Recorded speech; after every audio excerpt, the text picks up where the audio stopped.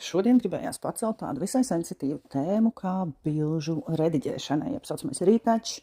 Noteikti esam ievērojuši, ka daudziem meistariem lapās darbi izskatās vienkārši wow. Tas skaties tās bildes un pilnīgs iekals tak, cik tas Instagrams un cik tā darba lapa ir skaista. Un liekas uzreiz, wow, es gribu uz turieni, es gribu tāpat.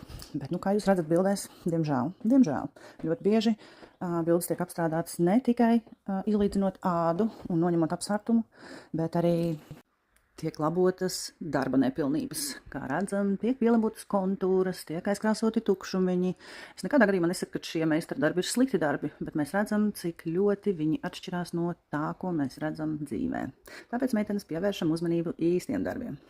Jo, diemžēl, pēdējā laikā ir tāda tendence, mēs saņemam ziņas no klientiem, kas ir tā teikt, uzķērušies uz šādām bildēm, gaidot rezultātu, kāds ir redzams šajās attēlos. Un, protams, ka mēs visi zinām, ka reālā dzīvē mums ir īsta āda ar porām, ar apsārtumu, ar nelīdzenumiem, un tādu rezultātu kā šajās retouch bildēs reālā dzīvē nav iespējams panākt. Tāpēc, ja jūs vēlaties izvēlēties meistaru, es iesaku skatīties uz dzīvām, neapstrādātām bildēm. Varbūt viņas nav tik acī patīkamas, tā teikt, lapa neizskatās tik wow, bet jūs vismaz būsiet drošas par to, kādu gala rezultātu jūs tad saņemsiet, iznākot ārā no meistara kabineta.